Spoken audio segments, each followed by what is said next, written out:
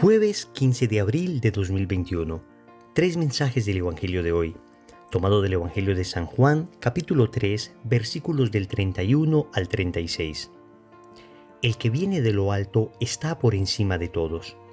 El que es de la tierra y habla de la tierra. El que viene del cielo está por encima de todos. De lo que ha visto y ha oído da testimonio, y nadie acepta su testimonio. El que acepta su testimonio certifica que Dios es veraz. El que Dios envió habla las palabras de Dios porque no da el Espíritu con medida. El Padre ama al Hijo y todo lo ha puesto en su mano. El que cree en el Hijo posee la vida eterna.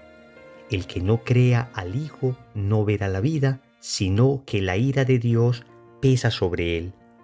Palabra del Señor, gloria a ti, Señor Jesús. Hoy tenemos un evangelio bien especial, un evangelio que nos habla de la veracidad de Dios, un evangelio que manifiesta con claridad que Dios siempre dice la verdad. Dios no se engaña ni engaña a nadie.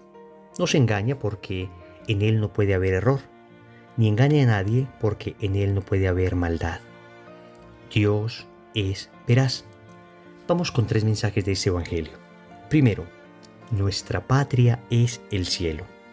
Segundo, ¿hablas el lenguaje de Dios? Tercero, ¿qué es la ira de Dios? Vamos con el primer punto. Nuestra patria es el cielo. El Señor habla de los que viven de cara al cielo y de los que viven de cara a la tierra. Los que viven de cara a la tierra hablan de cosas de la tierra. Los que viven de cara al cielo, es decir, de rostro al cielo, haciendo las cosas para la eternidad, entonces hablan las cosas del cielo. La pregunta es, ¿entendemos nosotros que nuestra patria es el cielo? Corremos el grave riesgo de olvidarnos que nuestra vida terrena es transitoria. Por muchas comodidades que logremos, por muchos avances científicos, por muchas felicidades humanas que experimentemos, incluso las más legítimas, sabemos que nuestra patria en la tierra es temporal. Y no podemos perder de vista aquello que la Salve insiste. Nos dice la Salve que nosotros somos desterrados hijos de Eva. Que después de ese destierro, la Virgen nos muestre a Jesús. Que estamos en un valle de lágrimas. ¿Esto por qué es importante tenerlo en cuenta? Porque realmente la plenificación del hombre se dará en la eternidad. Nosotros pregustamos esa plenitud con Cristo, viviendo la gracia aquí en la tierra. Pero debemos decir que aún viviendo la gracia en la tierra, tendremos muchos vacíos que no terminaremos de llenar hasta que nos encontremos definitivamente en la eternidad con Dios. La plena realización del hombre se encuentra en la eternidad. Repito, no lo pierdas de vista. No lo pierdas de vista y vive de cara a la eternidad. Algunos han acusado al cristianismo de ser una especie de opio que adormece las conciencias al hablarles de una eternidad que les terminará descuidando de lo terreno, de lo inmediato, de las necesidades sociales del hoy. Nada más contrario a la verdad. Cuando una persona vive de cara a la eternidad, cuando una persona vive de cara al cielo, entonces va a hacer todo aquello que el Señor le pide porque se quiere salvar. ¿Y qué es lo que el Señor pide? Dar de comer al hambriento, dar de beber al sediento, vestir al desnudo, enseñar al que no sabe, ser íntegros, ser perfectos como el Padre del cielo es perfecto. Cuando quiero vivir como Cristo enseña, entonces no puedo ser mejor ser humano. La plenitud de la existencia humana se encuentra en vivir como Jesús quiere que vivamos. Alguno dirá, pero si vivimos así por el cielo, esto es un interés y no está bien, porque no es por amor. Venga, entendámoslo de una vez. El cielo es la plenitud de Cristo, es la conquista definitiva de Cristo. Ver cara a cara a Dios es la plenitud del amor. Entonces, no es un interés más allá del único verdadero interés que puede tener un ser humano, y es conquistar a Cristo definitivamente. Entonces, ¿hacemos todo esto por interés del cielo?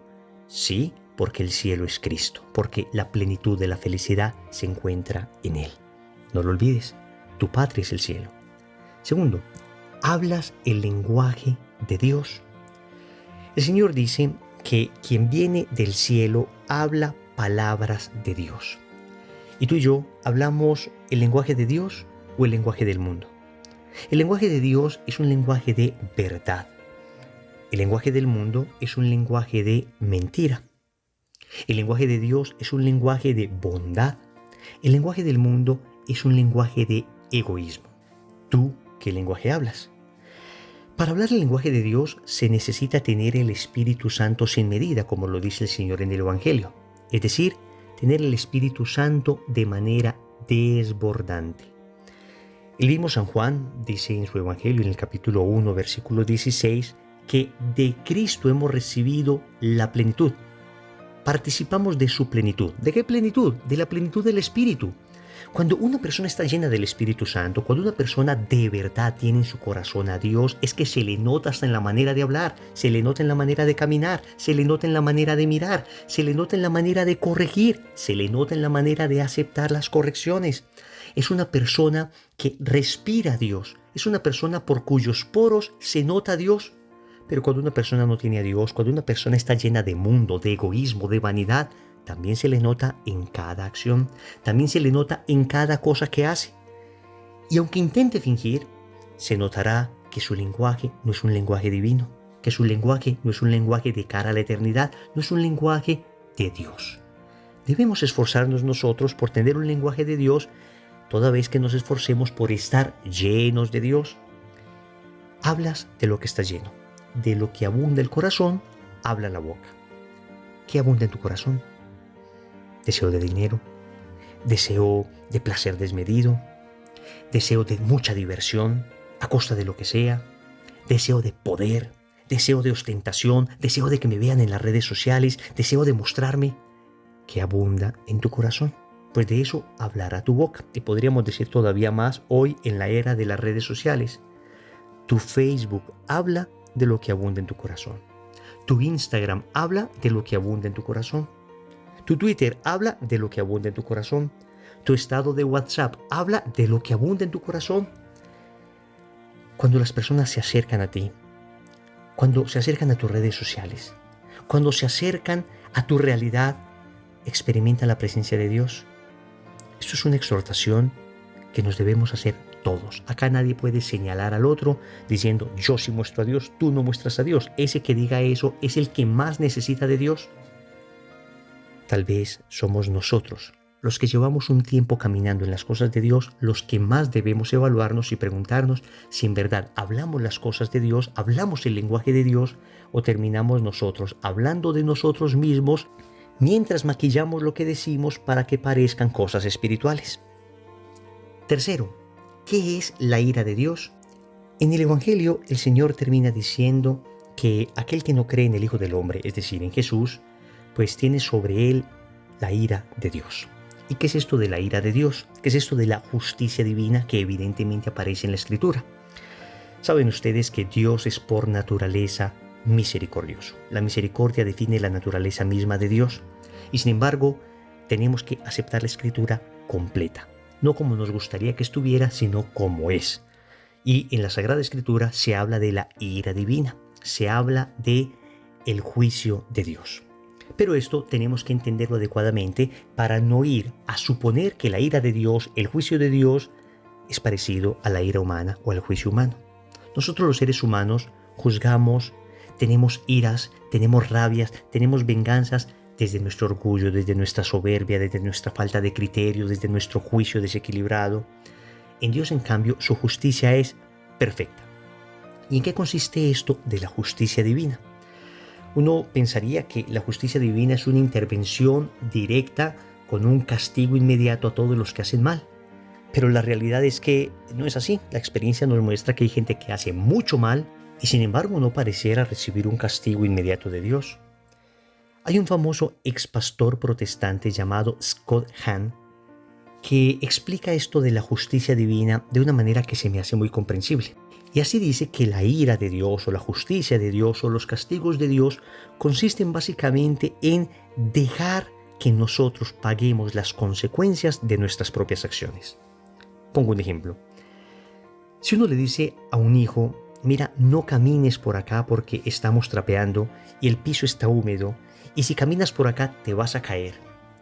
Y se lo dices una y otra vez y el niño no obedece y se lo vuelves a repetir y lo has tomado de las manos una y otra vez para que no se deslice y no se aporree, pues finalmente hay un momento donde uno dice, muy bien, camina. El niño se resbala, se da un pequeño golpe y entonces uno le dice, ¿te das cuenta? Esto no es lo que yo quería, pero esto es la consecuencia de tus acciones. Ahora, a alguien se le ocurriría pensar que el papá va a llegar viendo a su niño en el suelo a golpearlo porque desobedeció después de que ya se ha dado un golpe como consecuencia de su desobediencia. Pues sí, es bastante improbable que un papá hiciera esto. Pues con mucha más razón debemos decir que Dios, después de que nosotros hemos recibido el castigo, que es la consecuencia inmediata de nuestra desobediencia, pues ¿cómo vamos a pensar que Él va a venir a golpear a ese hijo? ¿No vendrá acaso a levantarlo con amor, a ofrecerle su misericordia, a extenderle sus manos para que no se lastime más? La justicia divina consiste en que nuestras acciones tienen consecuencias y cuando le decimos a Dios, no te metas con mi vida, no quiero que te metas en mis asuntos, entonces Dios, que respeta la libertad, da un paso atrás y al hacerse a un lado, entonces quedamos expuestos a las consecuencias de lo que hemos hecho. Y sí que tiene consecuencias el pecado, y sí que es doloroso. Y aquellos que han vivido una vida de profundo pecado saben que no existe peor castigo que el hecho de pagar las consecuencias de lo que han hecho. Y que sin embargo, la misericordia de Dios se extiende hasta la profundidad, hasta el abismo al que le ha llevado el pecado y le levanta, le reintegra, le sana y le hace nuevo. Recordemos entonces, primero, nuestra patria es el cielo. Segundo, ¿hablas el lenguaje de Dios? Tercero, ¿qué es la ira de Dios? Compromiso. Les invito para que oremos de manera meditada la oración de la salve. En el nombre del Padre, y del Hijo, y del Espíritu Santo. Amén.